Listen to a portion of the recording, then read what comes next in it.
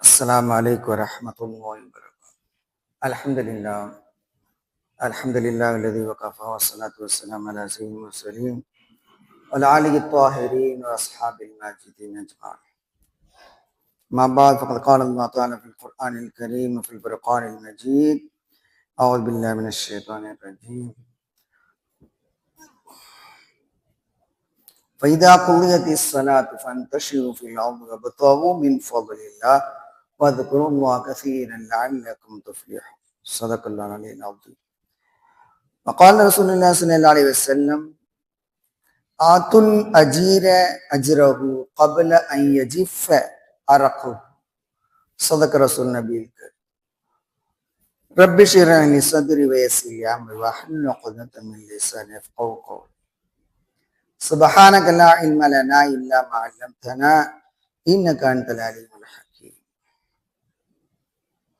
இவ்வுலகை படைத்து பரிபாலித்துக் கொண்டிருக்கின்ற பேரிறைவன் அல்லாஹ் ஒருவனுக்கு புகழ் அனைத்து முடித்தார். இவ்வுலக மக்கள் அனைவருக்கும் வழிகாட்டியாக வந்த அண்ணன் நபி ஸல்லல்லாஹு அலைஹி வஸல்லம் அவர்கள் மீது, அவர்களை பின்பற்றிய சஹாபாக்கள், தாபியீன்கள், தபா தாபியீன்கள், அவுலியாக்கள், உலமாக்கள் மற்றும் இங்கே குழுமி இருக்கின்ற நம் அனைவர் மீதும் அல்லாஹ்வுடைய வெற்றா கருணை என்றென்றும் உண்டாட்டுமாக. கண்ணியத்துக்குரிய இஸ்லாம் பிரிவுகளே சோர்களே, உங்கள் அனைவருக்கும் சலாந்தி தெரிவித்துக் அஸ்ஸலாமு அலைக்கும் வரஹ்மத்துல்லாஹி வபரகாத்துஹு. கண்ணியத்துக்குரிய இஸ்லாம் பிரிவுகளே சோர்களே, இன்று நம்முடைய இவ்வுலகில் நாம் வாழ்ந்து கொண்டிருக்கின்ற இந்த தருணத்தில் ஒவ்வொருவரும் தம்முடைய வாழ்வாதாரத்தை ஈட்டிக் கொள்வதற்காக உழைக்கின்றார்கள். அந்த உழைக்கக்கூடிய மக்களின் உரிமைகளையும் அவர்களுக்கான கடமைகளையும் இஸ்லாமிய மார்க்கம் தெளிவாக சொல்கின்றது. அவர்களுக்கு என்னென்ன உரிமைகள் இருக்கின்றன, அதே போல அவர்கள் எவ்வாறு பணியாற்ற வேண்டும் என்பது குறித்து இஸ்லாமிய மார்க்கம் நமக்கு தெளிவாக சொல்லி காட்டுகிறது. ஒரு மனிதன் உழைத்து சம்பாதிக்க வேண்டும். தன்னுடைய உழைப்பால் தன்னுடைய குடும்பத்தை, தன்னுடைய பிள்ளைகளை, தன்னுடைய பெற்றோரை அவர் பாதுகாக்க வேண்டிய பொறுப்பு அவருக்கு இருக்கிறது. அந்த வகையில் ஒவ்வொருவரும் தம்மால் இயன்ற அளவிற்கு உழைத்து தம்முடைய பொருளாதாரத்தை ஈட்டிக் கொண்டிருக்கின்றார்கள். உழைப்பாளிகள் இல்லாத இடம் இல்லை, எல்லோரும் உழைத்துக் கொண்டிருக்கின்றார்கள். அத்தகைய தருணத்தில் முதலாளிகளாக சிலர், தொழிலாளிகளாக பலர் இருப்பதை நாம் பார்க்கிறோம். இத்தகைய நேரத்தில் இந்த உழைப்பாளிகளுக்கு கொடுக்க வேண்டிய உரிமையை சரியான முறையில் கொடுக்க வேண்டும் என்பதையும், அதே போல ஒரு மனிதன் அல்லாஹ்வுடைய இபாதத்துக்கு பிறகு அவன் பொருளாதாரத்தை ஈட்டிக் கொள்ள வேண்டும் என்பது குறித்து திருமறை குர்ஆனிலே அல்லாஹ் சொல்லி காட்டுகிறான். فَإِذَا قُضِيَتِ الصَّلَاةُ فَانْتَشِرُوا فِي الْأَرْضِ وَابْتَغُوا مِنْ فَضْلِ اللَّهِ. அதுக்கு முன்னால உள்ள வசனம் யா அய்யுஹல்லதீன ஆமனூ இதா நூதிய லிஸ்ஸலாத்தி மின் யௌமில் ஜும்ஆ ஃபஸ்அவ் இலா திக்ரில்லாஹ் என்று தொடங்குகிறது.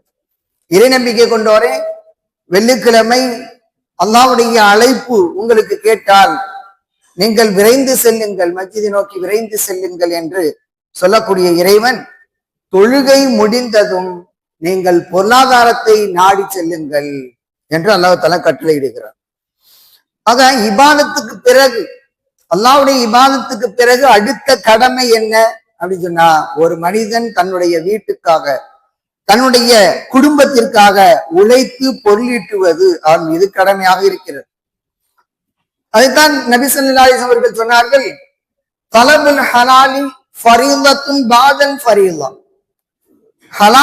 ஹலாலான சட்டப்பூர்வமான பொருளாதாரத்தை, வாழ்வாதாரத்தை தேடுவது கடமைக்கு பிறகு, அதாவது இபாதத்தான கடமைகள், அந்த கடமைகளுக்கு பிறகு கடமையாகும் என்று அல்லாஹ் ஸல்லல்லாஹு அலைஹி வஸல்லம் அவர்கள் சொல்லி இருக்கின்றார். ஆக அந்த விதத்தில் தான் அல்லாஹ் தஆலா சொல்கிறான், ஃபைதா குலியத்திஸ் ஸலாத்து ஃபன்தஷிரு ஃபில் அர்தி வப்தகு மின் ஃபضலில்லாஹ். தொழுகை முடிந்து விட்டால் நிலத்தில் நீங்கள் பரவி செல்லுங்கள், வப்தகு மின் ஃபضலில்லாஹ், அல்லாஹ்வுடைய பேரருளிலிருந்து நீங்கள் தேடிக்கொள்ளுங்கள். அல்லாஹ்வுடைய அருளை தேடிக்கொள்ளுங்கள் என்பது பொருளாதாரத்தை ஈட்டிக் கொள்ளுங்கள் என்று அல்லாஹ் தஆலா கூறுவதாக அமைந்திருக்கிறது. எனவே கண்ணியத்திற்குரிய இஸ்லாம் பெரியவர்களே, சோர்களே, ஒவ்வொருவரும் தம்முடைய குடும்பத்திற்காக பொருளாதாரத்தை ஈட்டுவது கடமை என்பதை நாம் குர்ஆன் வாயிலாகவும் ஹதீஸ் வாயிலாகவும் நாம் தெரிந்து கொள்கிறோம். கண்ணியத்திற்குரிய இஸ்லாம் பெரியவர்களே, சோர்களே, அந்த உழைப்பாளி பாதிக்கப்படக்கூடாது என்ற ரீதியில் நபி ஸல்லல்லாஹு அலைஹி அவர்கள் ஒரு செய்தியை சொல்லியிருக்கின்றார். இன்று நீண்ட நேரம் வேலை வாங்கி கொண்டு அவர்களுக்கு உரிய ஊதியத்தை சரியான முறையில் வழங்குவது கிடையாது. அதே போல விலைவாசி ஏற்றத்துக்கு ஏற்ப ஊதிய உயர்வு கிடையாது. இது மாதிரி தொழிலாளிகள் பாதிக்கப்படக்கூடிய நிலையை நம்ம பார்க்கிறோம். அதனாலதான் நபி ஸல்லல்லாஹு அலைஹி சொல்றாங்க, ஆத்துல் அஜீர அஜ்ரஹு கப்ல அன் யஜிஃப அரகு. தொழிலாளிக்கு, அதாவது கூலிக்காரருக்கு அவருடைய கூலியை, அவருடைய வியர்வை உலரும் முன்னே கொடுத்து விடுங்கள் என்று கட்டளையிடுகிறார். ஆக வேலை செய்யக்கூடிய உழைப்பாளியுடைய கூலியை நாம் விரைவாக கொடுத்து விட வேண்டும் என்பதை இஸ்லாமிய மார்க்கம் நமக்கு வலியுறுத்துகிறது. நபி ஸல்லல்லாஹு அலைஹி அவர்கள் நமக்கு அதை வலியுறுத்தி சொல்கின்றார். ஆக எந்த வகையிலும் உழைப்பாளி பாதிக்கப்படக்கூடாது என்பதை நபி ஸல்லல்லாஹு அலைஹி வஸல்லம் நமக்கு சொல்லித் தருகின்றார்கள். இன்றைய காலத்தில் மோசடி செய்யப்படக்கூடிய நேரத்தில், உழைப்பாளிகளுடைய உழைப்பு சுரண்டப்படக்கூடிய காலத்தில் இந்த ஹதீஸ் நமக்கு மிக தெளிவாக வழிகாட்டுகிறது. அந்த வகையில் பொதுவாக முஸ்லிம்கள், அவங்களுக்கு கீழே முஸ்லிம்களுடைய மேற்பார்வையில் வேலை செய்யக்கூடியவர்கள் பெறக்கூடிய ஊதியம் மிக சரியாக இருக்கும். அதே போல அதிகமாகவே கொடுப்பார்கள் என்பதை நம்ம பார்க்கணும்.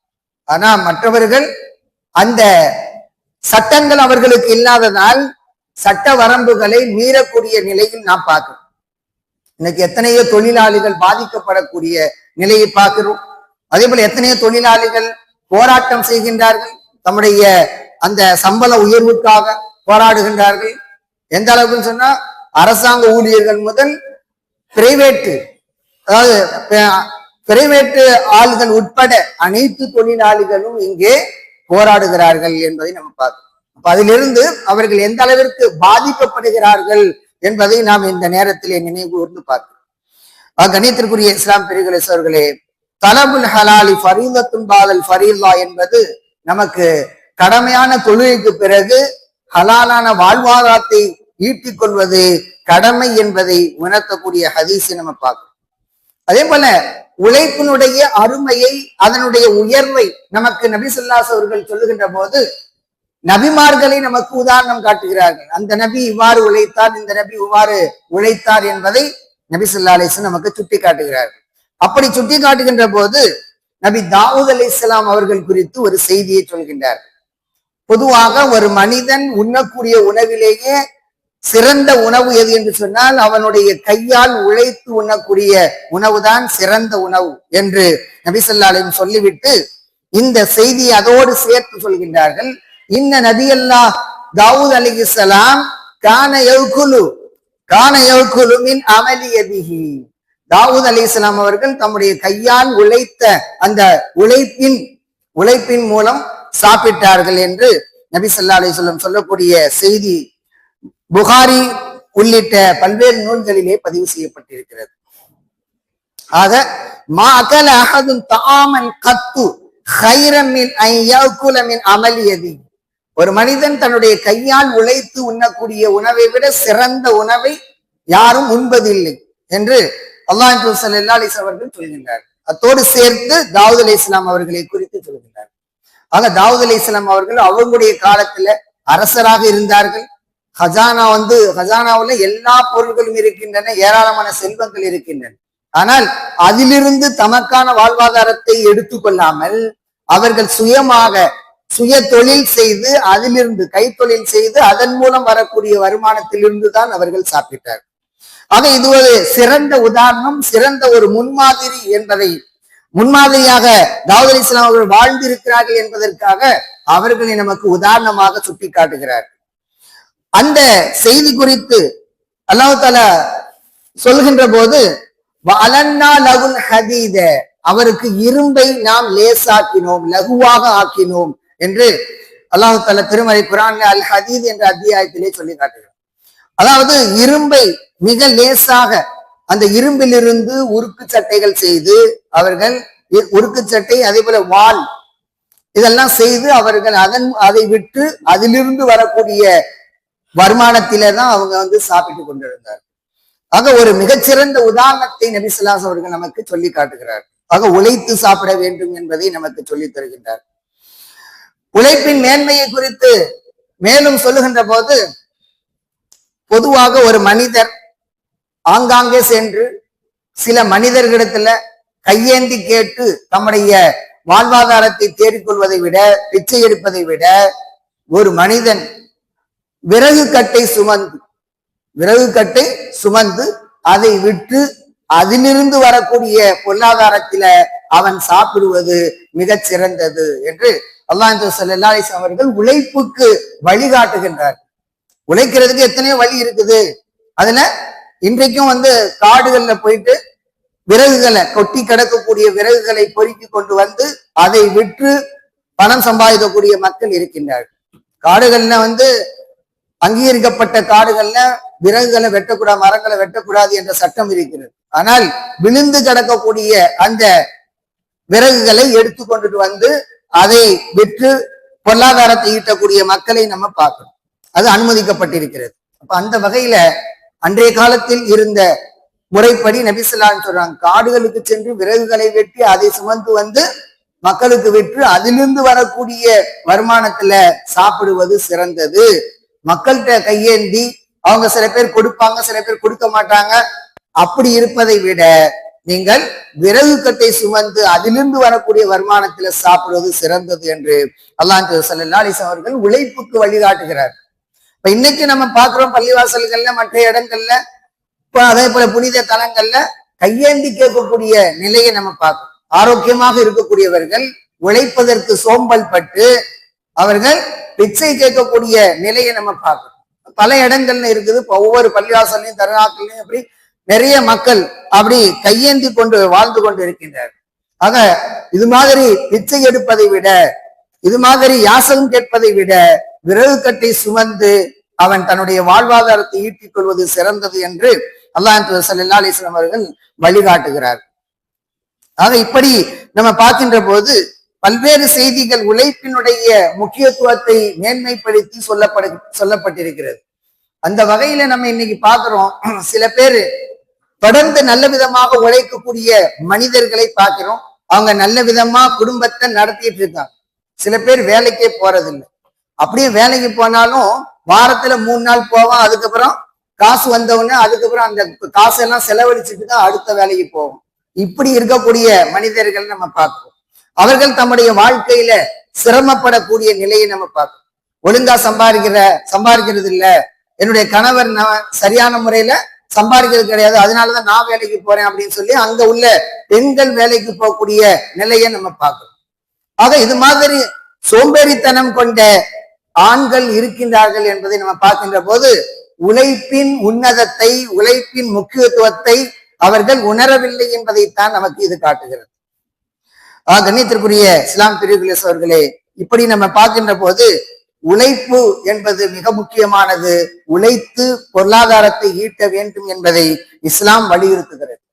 அப்படி உழைத்து பொருளீட்டுகின்ற போது, வியாபாரம் செய்து பொருளீட்டுகின்ற போது அதுல நேர்மையாக இருக்க வேண்டும்.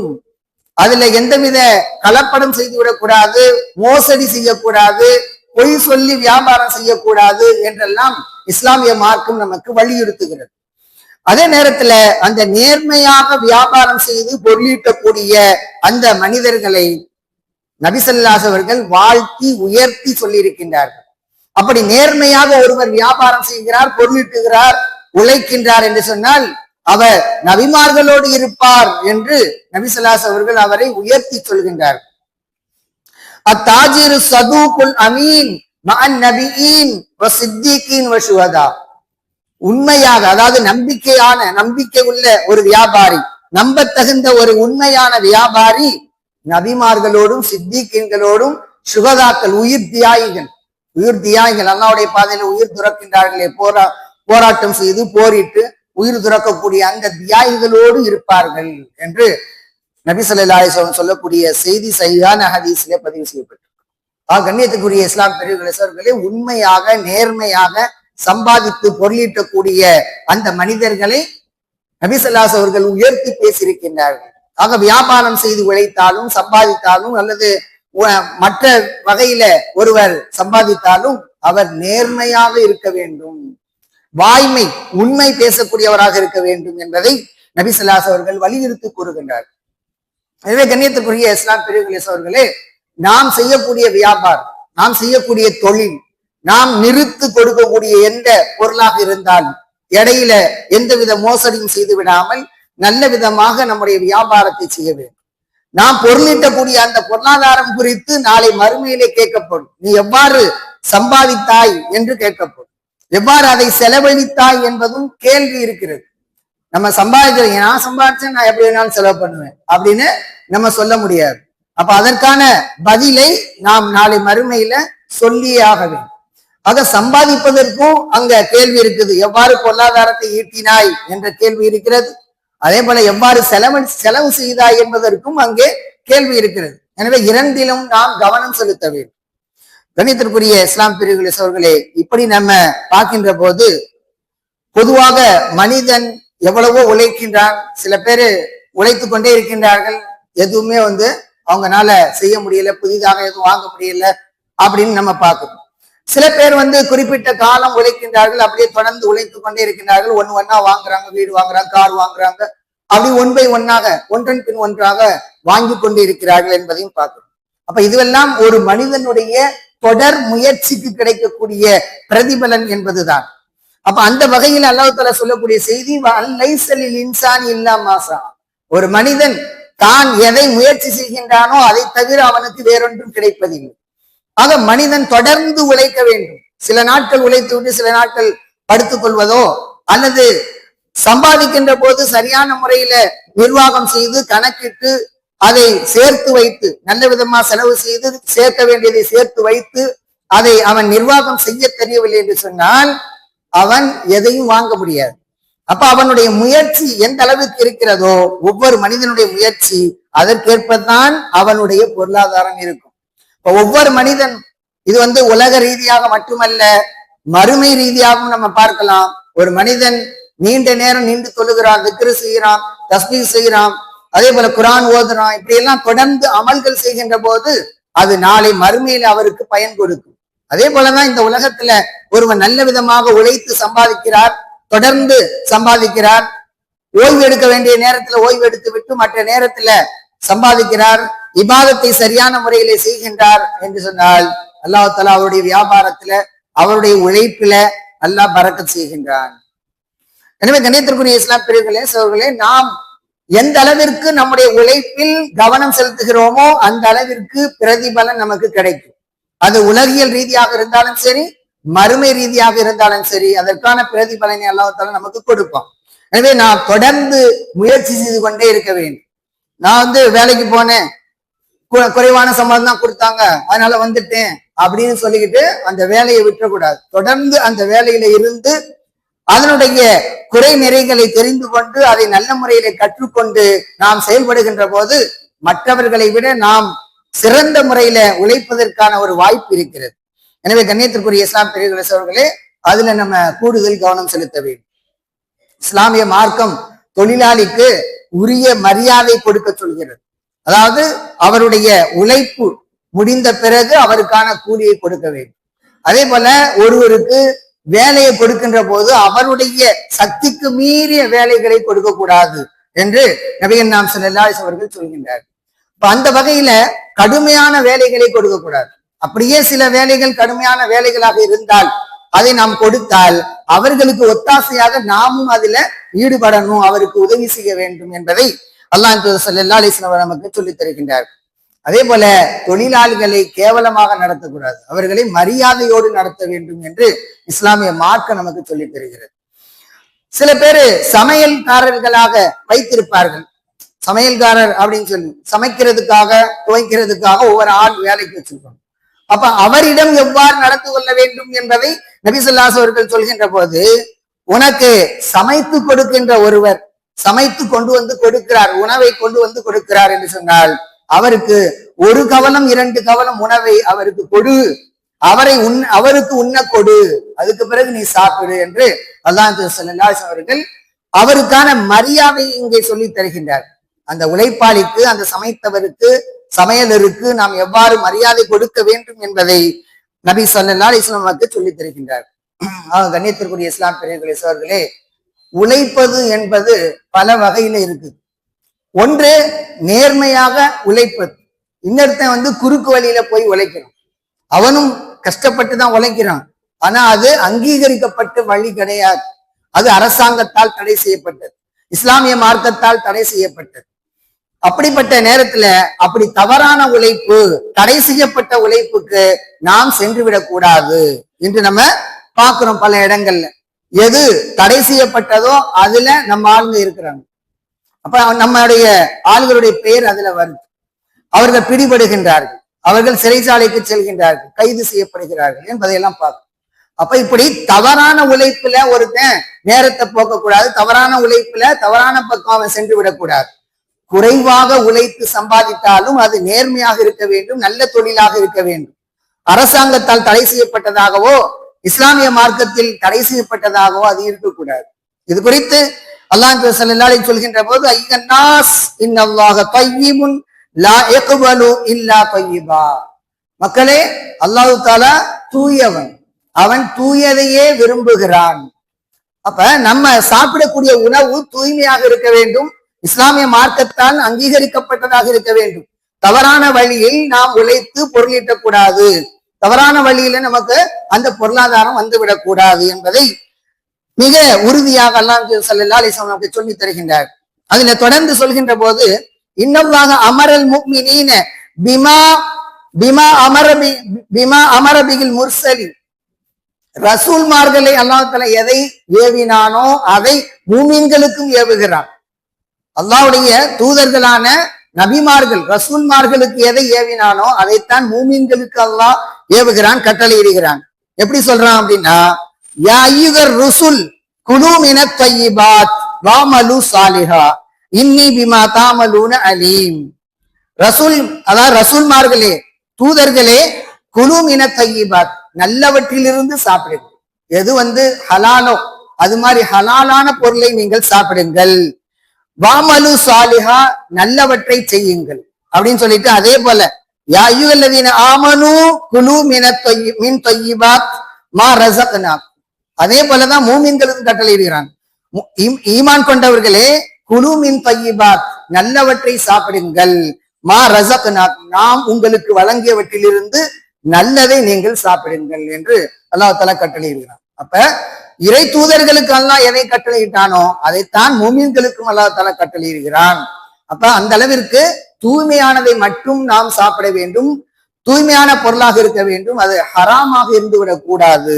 ஏனென்றால் அப்படி ஹராமான உணவாக இருந்தால் நம்முடைய துவா அங்கீகரிக்கப்படாது. அதனால்தான் நபி ஸல்லல்லாஹு அலைஹி சொன்னாங்க, ஒரு மனிதர் மிக நீண்ட தூரம் பயணம் செய்கிறார், பயணியுடைய துவா ஏற்றுக்கொள்ளப்படும் என்பது பொதுவாக நபி ஸல்லல்லாஹு அலைஹி வஸல்லம் சொல்லி இருக்கிறார்கள். பயணியுடைய துவா ஏற்றுக்கொள்ளப்படும். ஆனா இவரு நீண்ட தூரம் பயணம் செய்கிறார், அவருடைய முடியெல்லாம் அப்படியே பரட்ட தலையா இருக்குது, நீண்ட தூரம் பயணம் சென்றிருக்கிறார். அப்படிப்பட்ட ஒரு மனிதர் வானத்தை நோக்கி அல்லாஹ்விடத்திலே துஆ செய்கிறார்.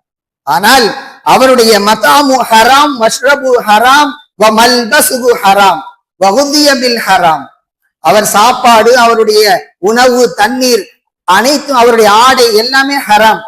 அப்படி இருக்கும்போது அவர் எவ்வாறு அல்லாஹ் தஆலா அவருக்கு பதில் கொடுப்பான் என்று அல்லாஹ் ஸல்லல்லாஹு அலைஹி வஸல்லம் அவர்கள் கேட்கின்றார்கள். ஆக நாம் உழைத்து சாப்பிட வேண்டும், அதே நேரத்தில் அது ஆகுமான பொருளாதாரமாக இருக்க வேண்டும், அது இஸ்லாமிய மார்க்கத்தால் அங்கீகரிக்கப்பட்டதாக இருக்க வேண்டும்.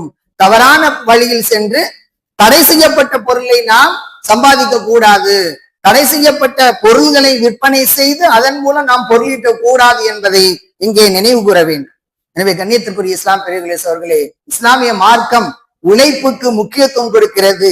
அதே நேரத்தில் நேர்மையாக உழைக்கக்கூடிய உழைப்பாளிகளை நபிமார்களோடும் சித்திகீன்களோடும் சுகதாக்களோடும் இருப்பார்கள் என்று அல்லாஹ் ஸல்லல்லாஹு அலைஹி வஸல்லம் உயர்த்தி பேசுகின்றார்கள்.